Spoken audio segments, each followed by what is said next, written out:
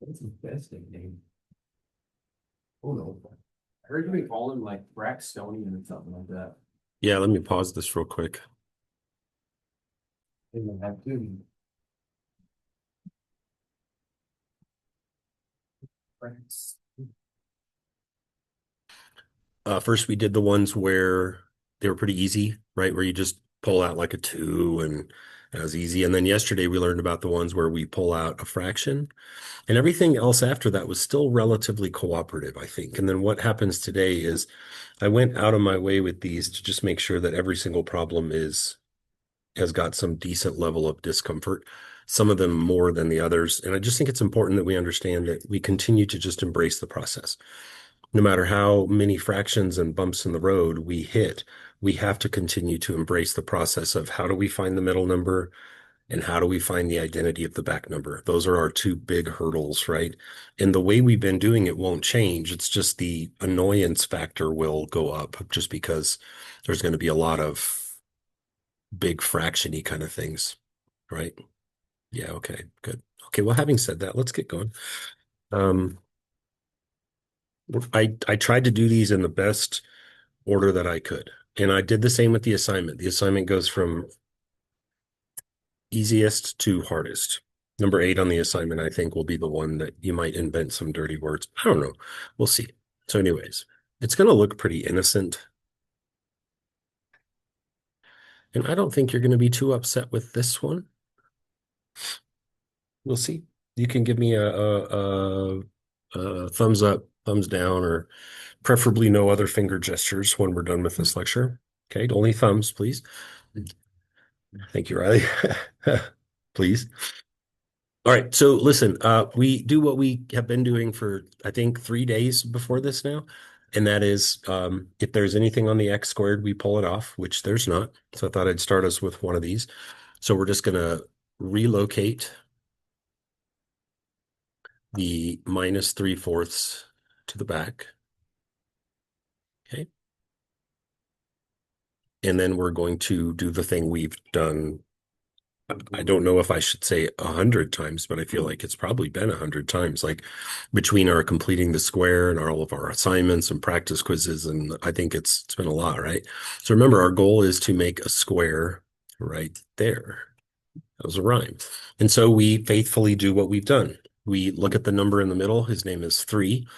And for the first time ever, when we go to take half of him, we realize, oh no, right? I can't take half of 3, but we can if we just use fractions. So what we want to avoid is, and there are people who disagree with me on this, and I'm not entirely sure that they're wrong, but the way I feel about this is decimals make us calculator reliant. They make us lazy. They make us inaccurate sometimes. So we're going to continue just to embrace fractions. Fractions for the win.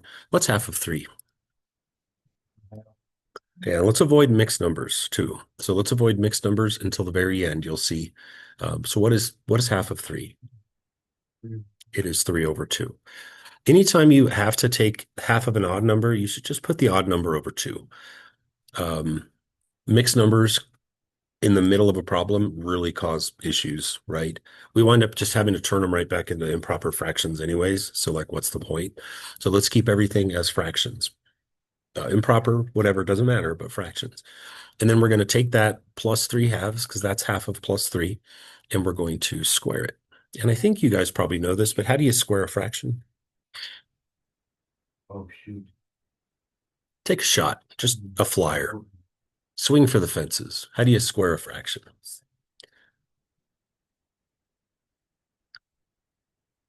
Only square the top. You square the top, and you also square the bottom.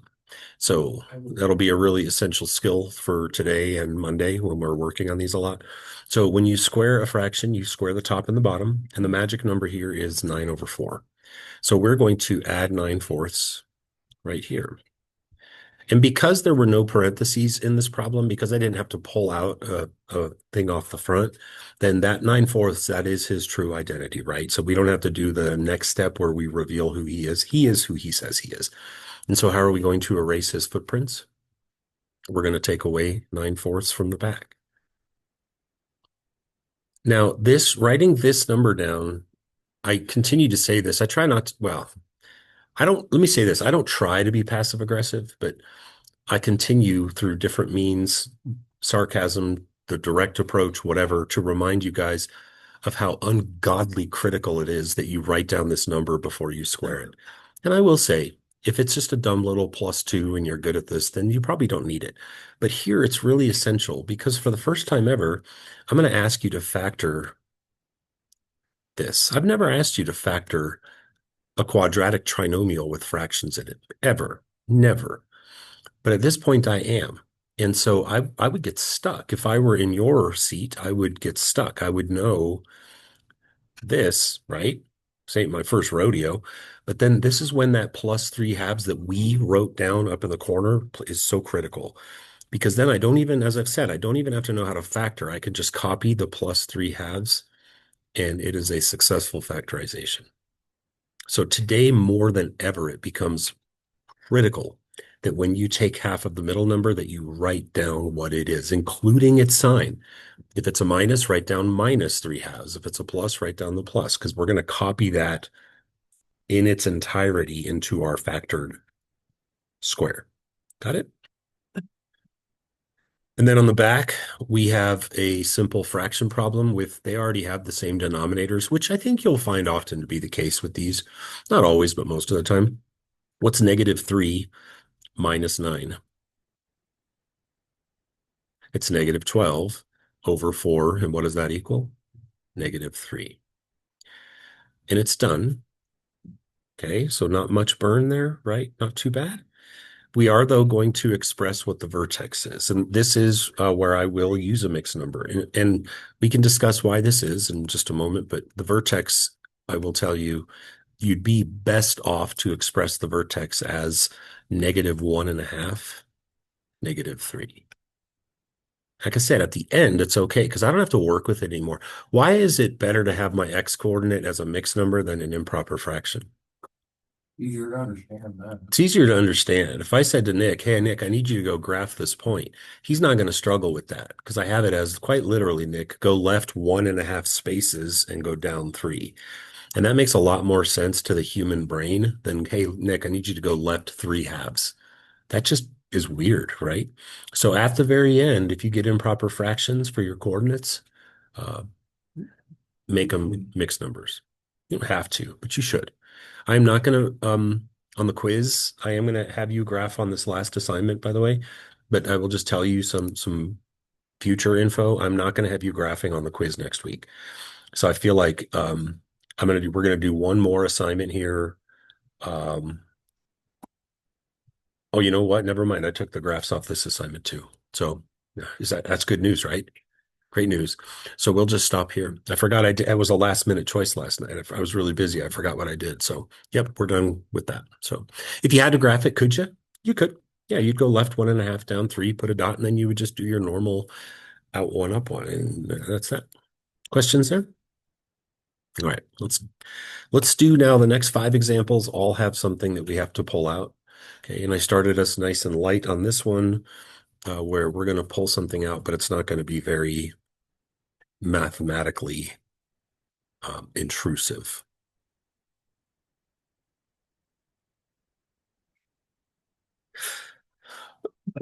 These numbers in the back were the result of a long night for me last night of making numbers back here that will make your ending come out nice. Is that realistic, like in the real application engineering world? Absolutely not. But what I wanted for you guys was to feel that sort of sense of success when you get to the end of a problem and that last part, your y coordinate of your vertex comes out to a whole integer. I wanted you to feel that. So just know that, in applied mathematics, you're not going to get pretty numbers, but I wanted your y coordinate on every single one to be nice. So if you get to the end and what you get at the back is not dividable, then something has gone wrong. So you could kind of use that as a gauge.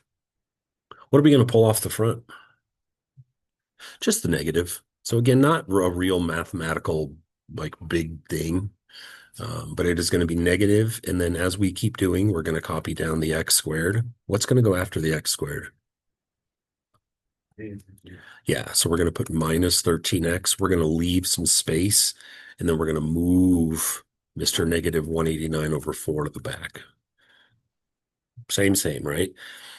But again, when this next algorithm kicks in, we find ourselves trying to take half of an odd. What's half of minus 13? Minus 13 halves. And again, avoid mixed numbers until the end. The only time you should be doing mixed numbers is at the very end when you're about to write a vertex coordinate, okay?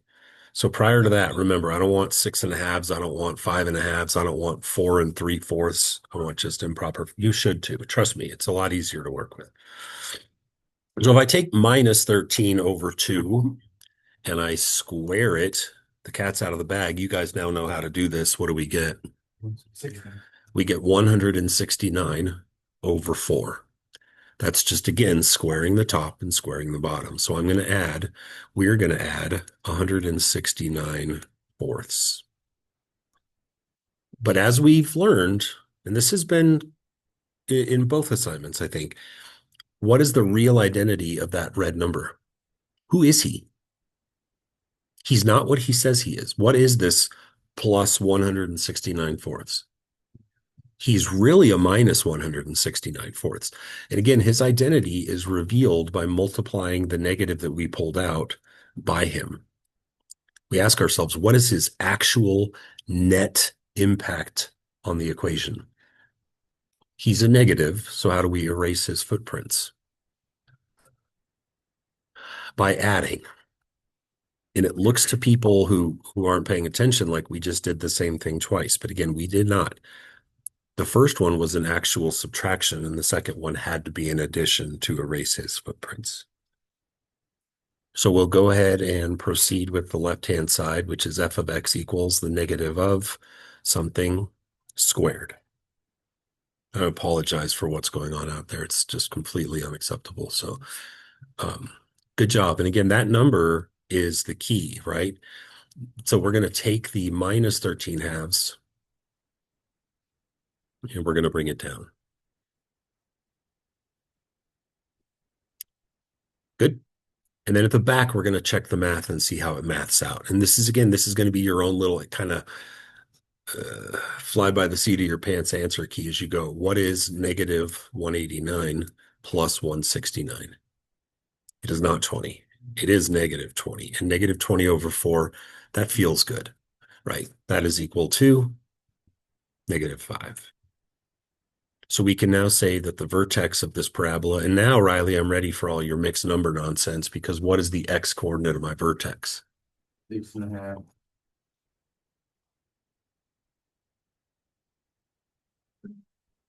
Negative 5. Oh, I need one. Oh, 6 1/2. You're fine, bud. All good.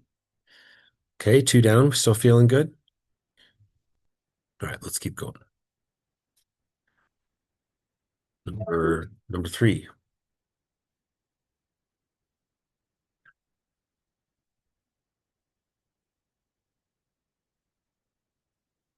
So we'll accomplish multiple things in this first step. Right? We should be good enough now at the whole process that we can start cutting minor corners, saving a tiny bit of time here and there. So we're going to do 2 things. We're going to pull the 2, of course, off the front. And we're going to kick the 13 halves to the back. And then we begin. What's going to go right next to the x squared? 5x. Because it used to be a 10 and we pulled a 2. And you've got to remember that when we pull in the first step, we are only pulling from the quadratic and the linear terms. You leave that constant out of it, man. All right, he'll take care of himself later. And then it begins again. What is half of plus 5? Plus 5 over 2. Parenthesize that, square it. How long does it take to show this up here in the corner? Like 1 second, 2? Totally worth it. What is 5 halves squared? Yes. So we are about to add 25 fourths to complete the square. But for the umpteenth time, yet again, I have to find out with your help. And this is, I think, where some of the stress will start here. It's a kind of a basic skills nightmare for some of us. What is the actual identity of that red number? He's not a negative. He is still a positive because the 2 that I pulled out is a positive. He is on the surface a positive, and a positive times a positive is a positive. So the net result, bless you, the net result of that yellow arrow is still a positive action. But what is it? You might have said the right thing. I couldn't get past the fact that you said negative, so I kind of moved on. 50 over 4. It is 50 over 4, right? And you would be wise at this point. I'm not going to reduce this without talking to you about it, but you would be wise to think about reducing things kind of as you go, or at least write down what you get in its kind of crude raw value and then reduce it maybe after you write it down. What does 50 fourths reduce to? Right. So what we really did with the red number was we added 25 halves. And not everyone hears me when I say stuff like this. Some people do, and it's worth it. If 3 of you take this, it's worth it. When you multiply a fraction by 2, you have 2 options. You may select only one of them. You may multiply the top by 2, but you may also divide the bottom of the fraction by 2. If you understand fractions, you understand that those 2 actions have the exact same result, right? So in a case like this, if you were to not want to reduce later, you could think of the 2 and the 4 and just reduce them right now to a 1 and a 2, right? You see what I'm saying? Cut the bottom in half and then boom, there's your 25 halves. Does it save a lot of time? A few seconds maybe. So how will I offset this yellow number up here? I will subtract 25 halves. And again, it's vexing to look at because the number that we quote unquote, that we added 25 fourths, he's not really who he says he is, right? And we know that from the last couple of days. And so when we subtract 25 halves, then I think we see good things coming down the pike there. All right, so at this point, we're done. We have y equals 2 times something starting with an x squared. And what's going to go right next to that x? Plus 5 halves. And that is, I'll say it again, I'm not doing any wizardry here. This number that I'm wiggling around on the board is your best friend. By writing it down earlier, you save yourself a lot of stress because then you can just copy it right into those parentheses. Nice and easy, right? Okay. And at the back, let's do a little bit of kitty math. What's 13 minus 25? And negative 12 over 2 is equivalent to negative 6. Where's our vertex? Negative 2.5. Good job. Okay. I had to go back and I did a lot of writing, rewriting, and photo mathing and I went through a lot of paper last night just again to try, and I hope I didn't mess up, but I tried to make sure that this number is going to keep being nice, this red one. Right? So keep an eye on that. Okay, we're halfway there. You feel good? Okay, good. Let's keep going. Next one.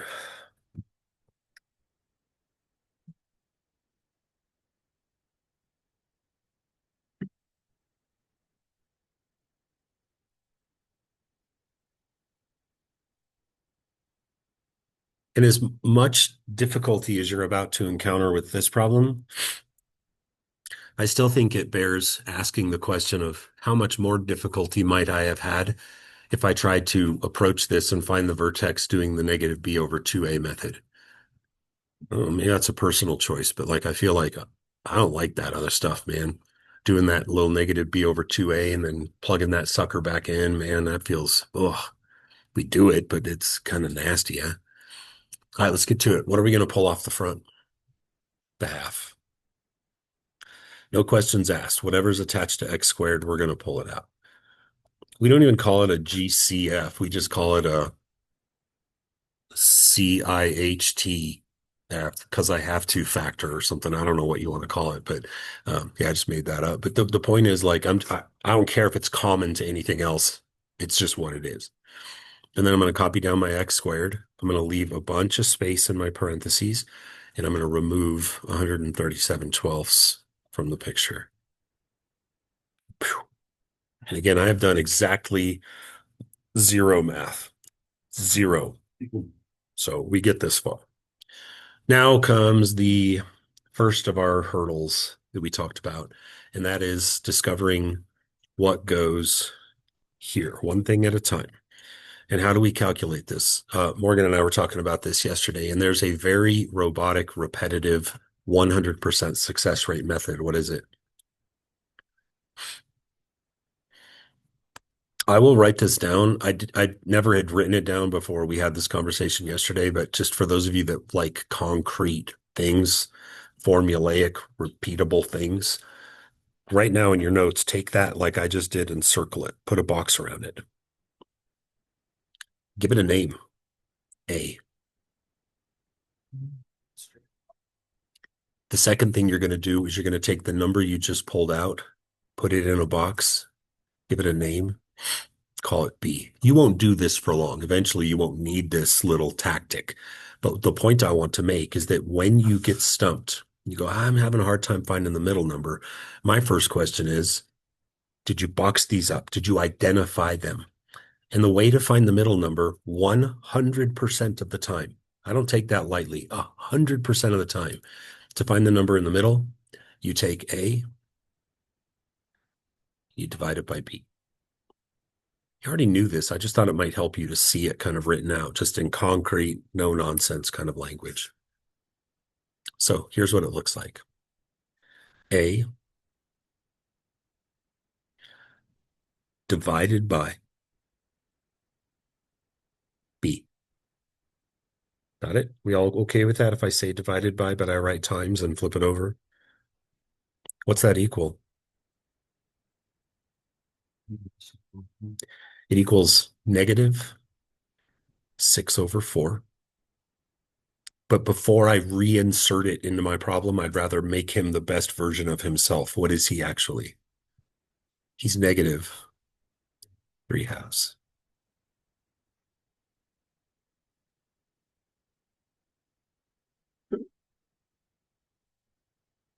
That there are two mega quests in these problems, and we just completed the first.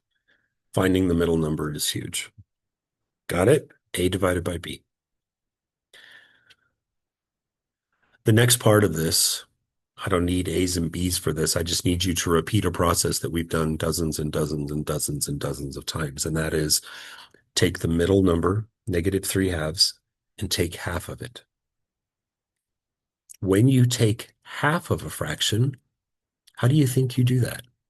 You have two options again. Playing with fractions isn't as hard as we think it is.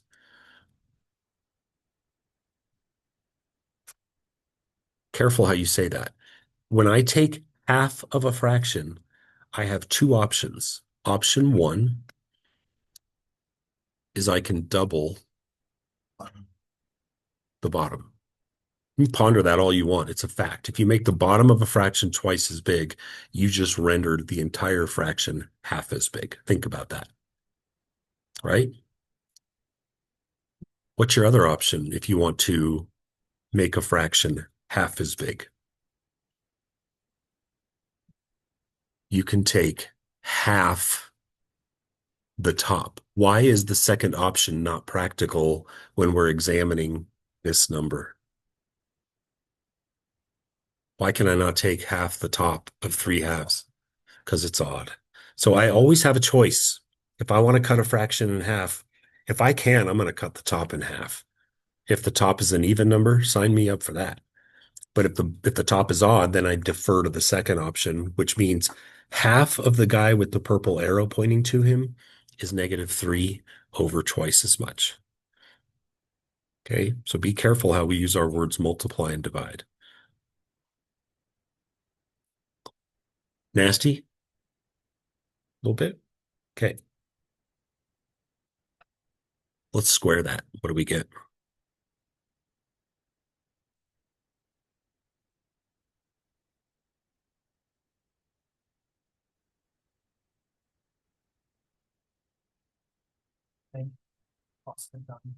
Thank you. So we're going to add 9/16.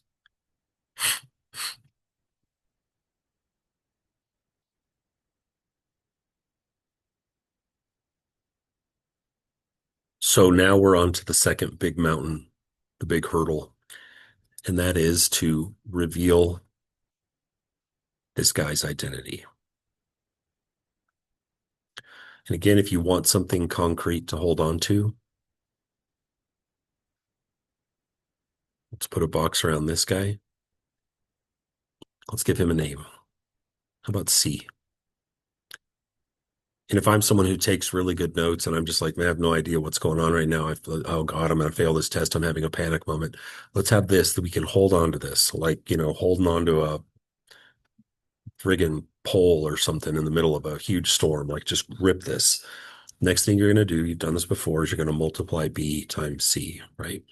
And the reason we do that is because that helps us to understand who is he? Who's the red number? He's not 9/16, is he? Who is that red number really?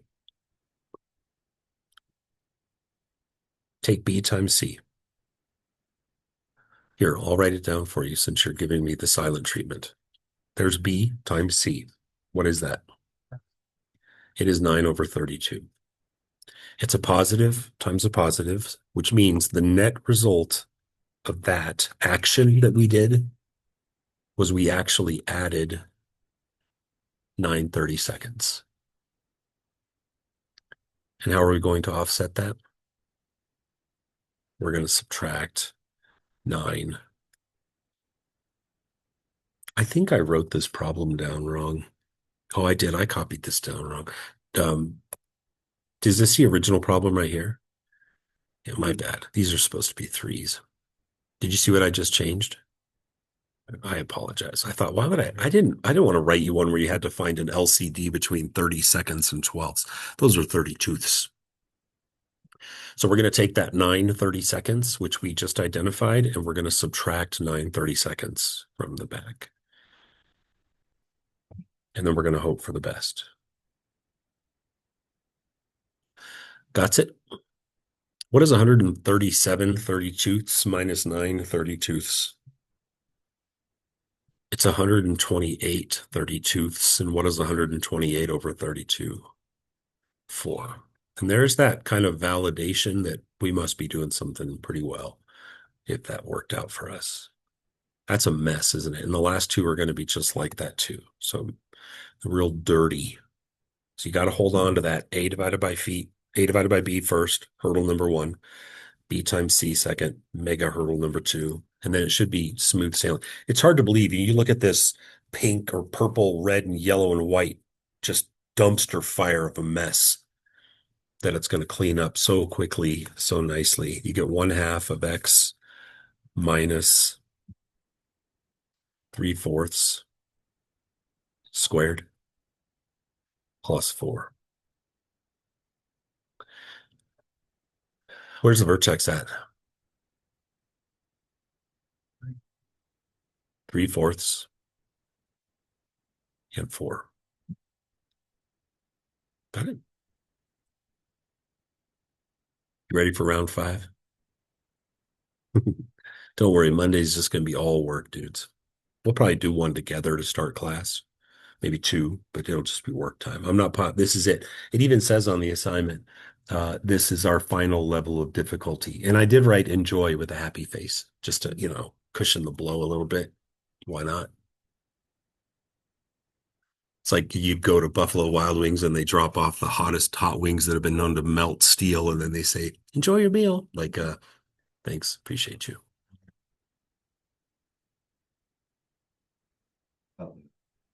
I imagine. That's what's been missing from my life lately is just some really good hot wings. And I don't need all that fancy stuff like Korean blobbity blue. Like you just give me classic buffalo, baby. And make it hot buffalo. Eh? Although I do like me some mango habanero. Mm. All right, let's do this, guys. Step 1. You're going to hate this problem. Get that negative 2/3 out of there.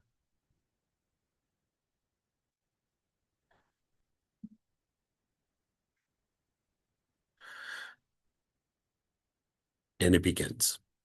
We have arrived at hurdle number one. And I will draw it for you again. I'm not going to label everything A's and B's, but I will draw your attention to the fact that we now have to do something. It is not up for speculation or wonder or like vibing and debate. It is what it is. You take that number and you divide it by that number every time, right?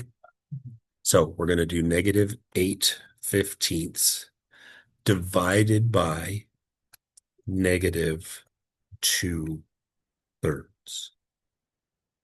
Flippity floopity as you go, unless you don't like saving time. Let's reduce this. If you didn't, you'd get 24/30, and that's whatever. But I'd rather reduce as I go. What are the 8 and the 2 going to knock down to?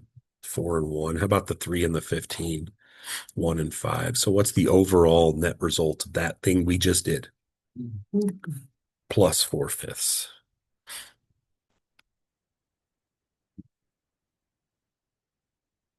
Now, I'm very happy with this because this gives you an opportunity to say something that will make me think, holy goodness gracious, that kid's listening. The next thing we have to do, oh my God, is take half of the number. Someone watching the video doesn't know why I just said, oh my God, but only we know why I'm saying that, right?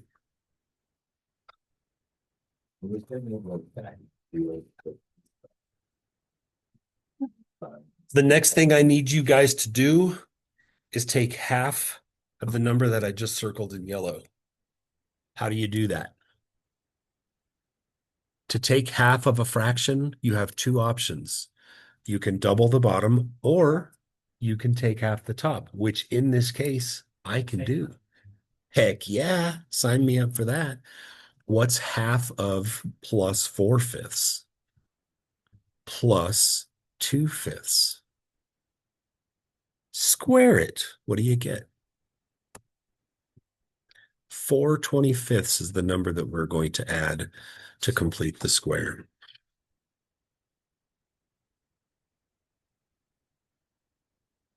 I feel like we now have like 3 hurdles as these problems get harder. I thought the completing the square step before was always like, meh, take half of 6, 3, square it, ooh, 9. Well, it's a little rougher now, right? Yeah, isn't this fun, by the way? Golly. If you guys want to come back bit hour and do this again, you're welcome to, by the way. If you're like, you know what? That was so delicious. Now that I've digested, I'm going to come back for another scoop. You're welcome. Just saying.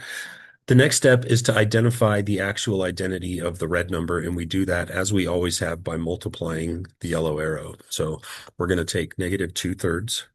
Holy fat pen.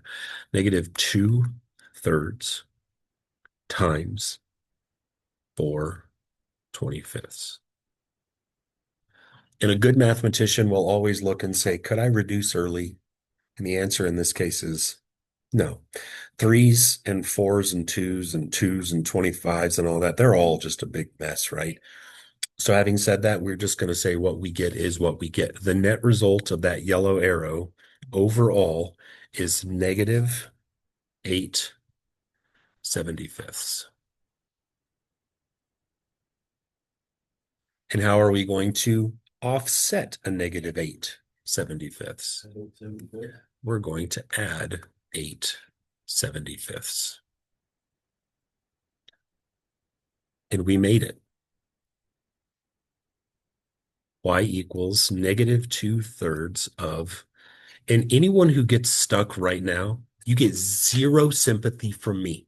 None. No compassion, no understanding, because the only way you could get stuck is by just defiantly refusing to follow directions and write down that number.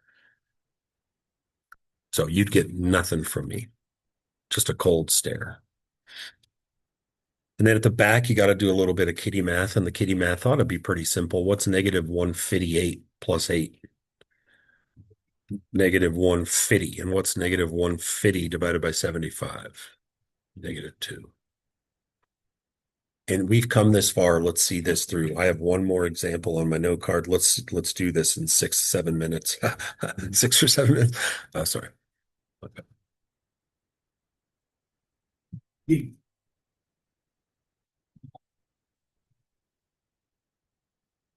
Did J Ball miss the 6-7 moment?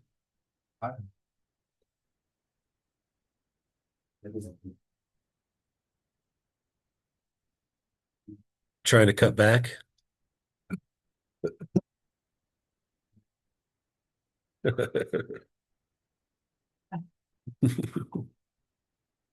right, let's do this. How you feeling right now? Scale of 1 to 10. 10, I got this. 1, I am hosed. I'm cooked. Holy buckets, 9.5, 7. Ah, you guys are amazing. Anyone had like a 1? Let's do this. Let us finish. Let's complete our quest.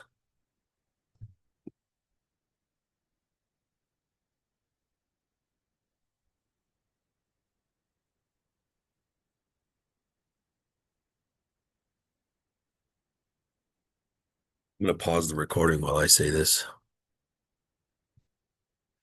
All right, now I can record. There. Can't prove I said it. What do we do? Yeah. Ah! Divide. Yes. We take the number that is the OG middle term and we divide it by the number that we pulled out. But we really multiply by the flip-flop, right? Okay. Oh my lordy. This one looks like it's going to reduce a lot. 5 and 15, 1 and 3, 4 and 16, 1 and 4. By my math, and I'm not very good with numbers, but I think that comes out to negative 4/3.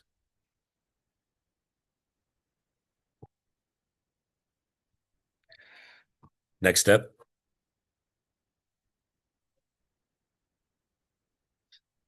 Steps. What's next? Take half of what we just wrote down. And remember, we have a little platter from which we can select one half the top.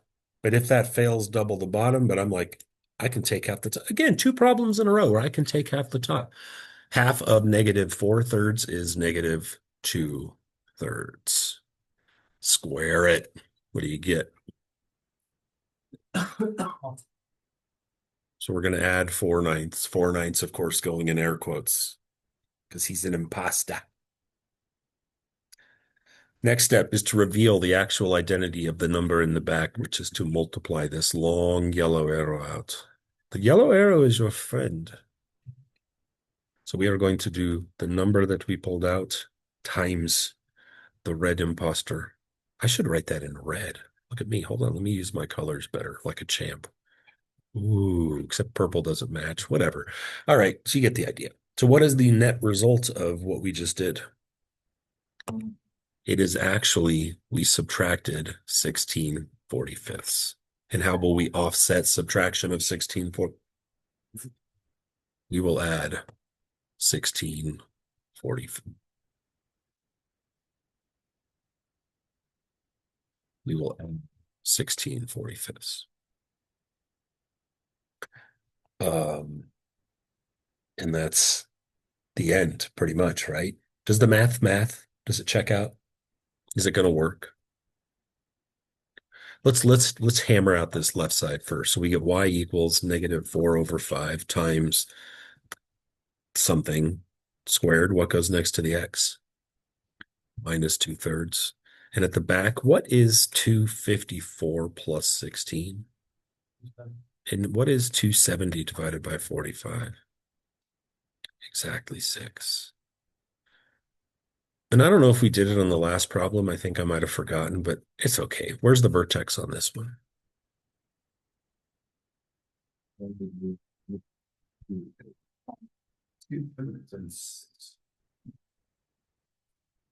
I hope that we were as successful in those 40 minutes as we could possibly be. That's not a simple task. And if you guys leave that and you're like, I'm good, I am proud of us. Because it's not easy. Would you like me just to hold on to assignment 34 until Monday? Yeah. Oh, you going hockeying? Going to Ottawa, No, actually. Quebec, oh, Salt Lake.